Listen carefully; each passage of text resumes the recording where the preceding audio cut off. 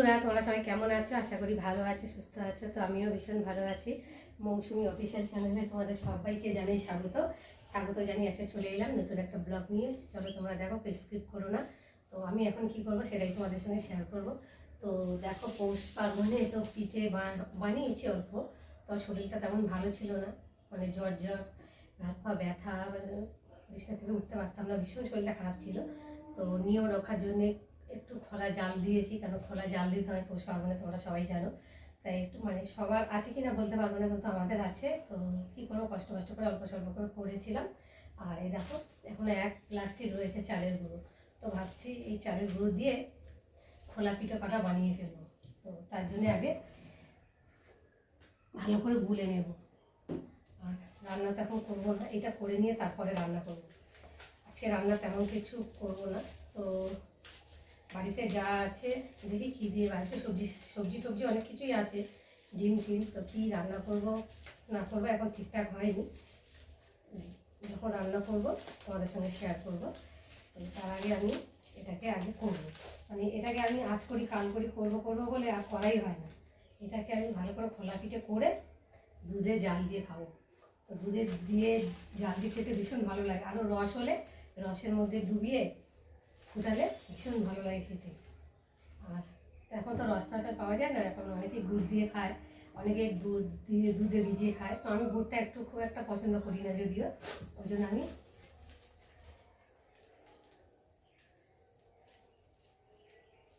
দুধের সাথে ফুটিয়ে করবো।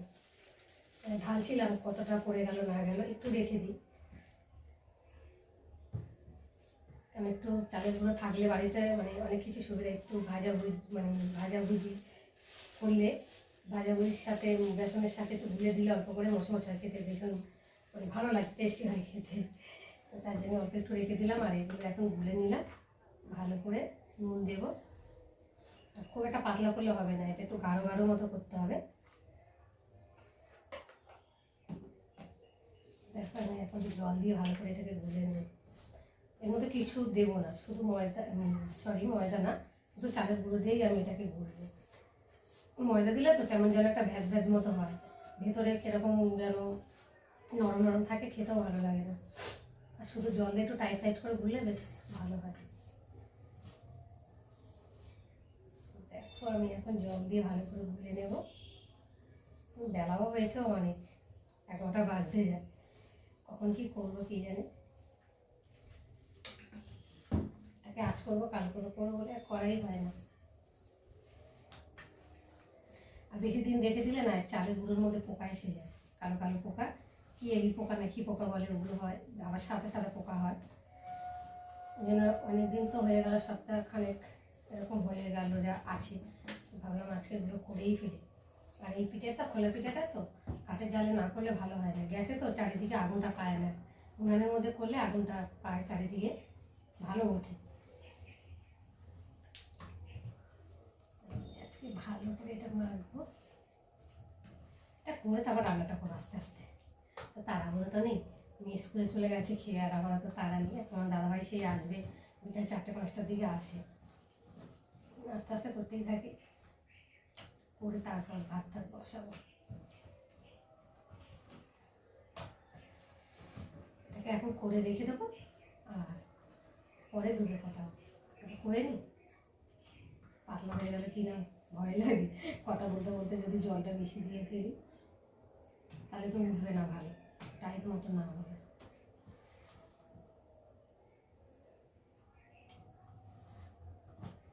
একটা দুটো বানিয়ে দেখবো, যদি না ওঠে তো যেটুকু রয়েছে ওটুকু আবার দিয়ে ভালো করে গুলে নেব।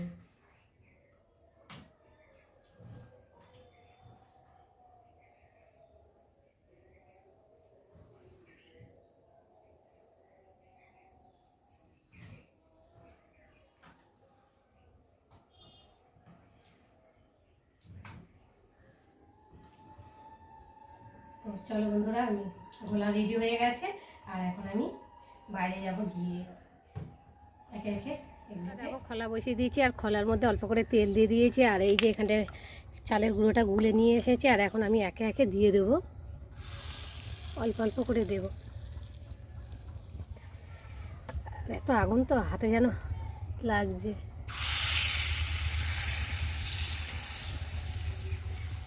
একটু গাঢ় গাঢ় করে গুলেছি, গাঢ় গাঢ় করে না গুলে তো হবে, ভেতরে কাঁচা ভাত থাকে। তো দেখো দিয়ে দিয়েছি, আর এখন ঢাকনাটা দিয়ে দেবো। ঢাকনাটা এই যে এবার চাপা দিয়ে দেবো, দিয়ে আর ন্যাকড়াটা একটু চারি গালা দিয়ে দিয়ে দেবো, যাতে ভাপটা না বেরোতে পারে, ভাপে ভাপে ভালো করে হবে, আবার যাতে আগুন না লেগে যায় সেই বুঝে দিতে হবে সাবধানে। তো দেখো ঢাকা দিয়ে দিয়েছি, এদিকে উনুনে জ্বলছে। তো চলো যখন খুলবো ন্যাকড়াটা একটু সরিয়ে দেখি কি হচ্ছে। তো দেখো কত সুন্দর হয়েছে দেখতে। আর দেখি এখন খুন্তি দিয়ে একটা একটা করে তুলে দেখি, যাচ্ছে ওঠানো যাচ্ছে না, আর একটু হবে।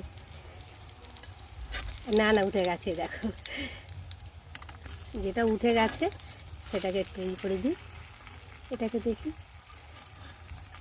এই দেখো কত সুন্দর উঠে যাচ্ছে, একে ধারেরটা দেখি।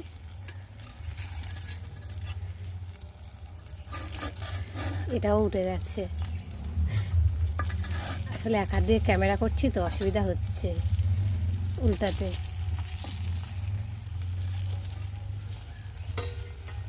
এই সাইডে একটু জালটা মানে কম লেগেছে। চলো খুলতে দেখি, নাই যে উঠে গেছে, খুব সুন্দর ভালোভাবেই উঠেছে, দেখো একটু লেগে যায়নি। তো আরেক পিট করে হবে, আবার একটু ঢাকা দিয়ে দিই। চলো ঢাকাটা খুলি দেখি, যেটা উপরের দিকটা না, উপরের দিকটা ভালোভাবে একটু আগুন পাচ্ছে না, যদি হ্যাঁ হ্যাঁ পেয়েছে হয়েছে পাচ্ছি না, একটু করে উল্টে দিই। এই তো ভালোভাবেই হয়েছে, হ্যাঁ হ্যাঁ আগুন পেয়েছে, আমি ভাবছিলাম হয়তো পাইনি। এটা একটু খুন্তি দিয়ে দেবে দিচ্ছিলাম।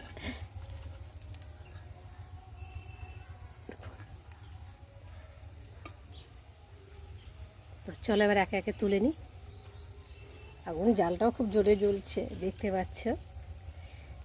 তো চলো একে একে তুলে নিই।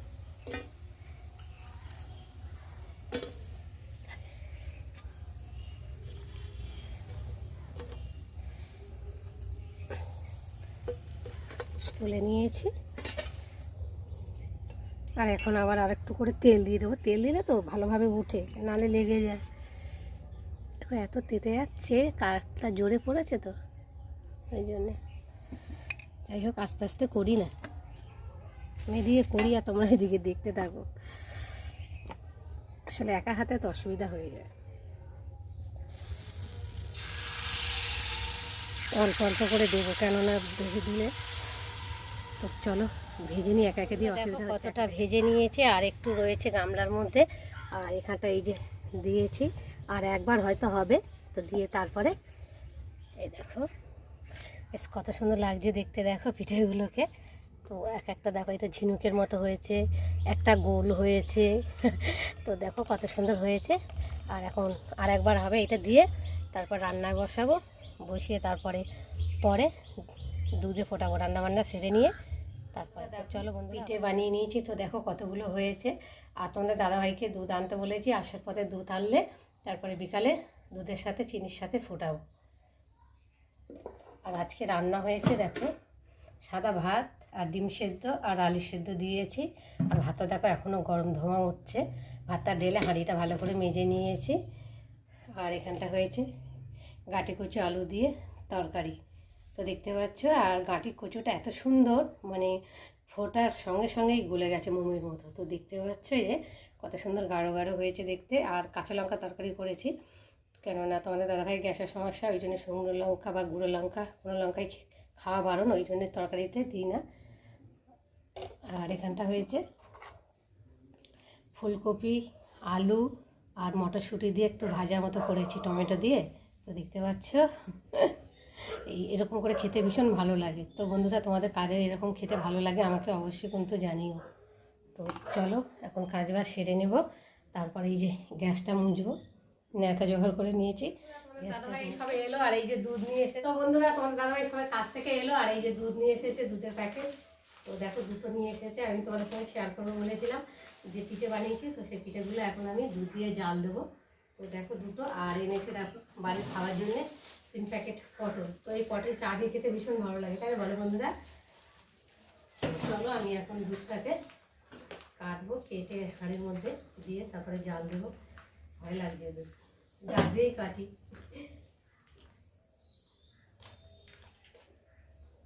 ছুরি দিয়ে কাটতে গেলে আবার পড়ে যেতে পারে।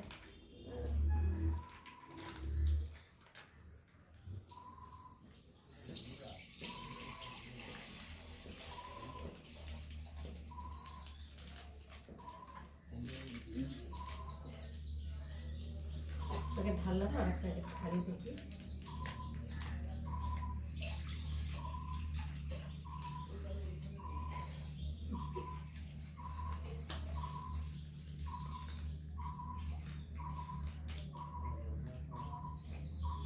তো জল দিয়ে মুরগুলোর মধ্যে, এর মধ্যে অনেক দুধ থাকে।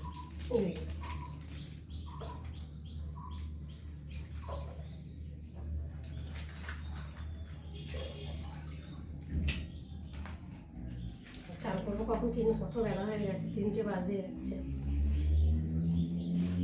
রাস্তা দিয়ে দাঁড়িয়ে যাচ্ছে দেখো। তো দুধটা ঢালা হয়ে গেছে, এখন আমি গ্যাসটাকে অন করবো, করে দুধটাকে ততক্ষণ জাল দিয়ে নেবো।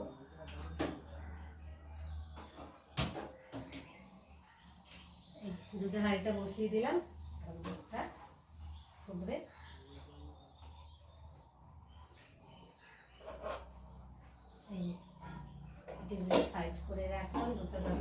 দুধটা ফুটে গেছে, আর এখন আমি এর মধ্যে এলাচ দিয়ে দেবো, আর দিয়ে দেবো চিনি। চিনিটা একটু ভালো করে নেড়ে নেব।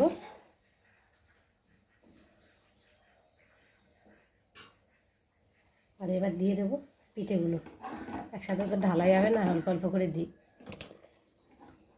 তোমরা ছোটো হাঁড়ি তো পড়ে যেতে পারে। আর এলাচটা দিলে কি হয়, সেন্ট হয়, খেতে বেশ ভালো লাগে, গন্ধ সেন্টটা বেশ ভালো লাগে। তো বন্ধুরা, তোমাদের মধ্যে কারা কারা এরকম দুধের সাথে খোলা পিঠে ভিজিয়ে খাও, আমাকে কিন্তু অবশ্যই কমেন্ট করবে। আর ভালো লাগলে লাইক কমেন্ট শেয়ার করো। আর আমার চ্যানেলে যদি নতুন হয়ে থাকো, চ্যানেলটাকে সাবস্ক্রাইব করো। আবার দেখা হবে পরের ব্লগে, ততক্ষণ তোমরা তোমাদের খেয়াল রেখো। চলো আমি এখন ঢাকা দিয়ে একটু ফুটিয়ে নেবো।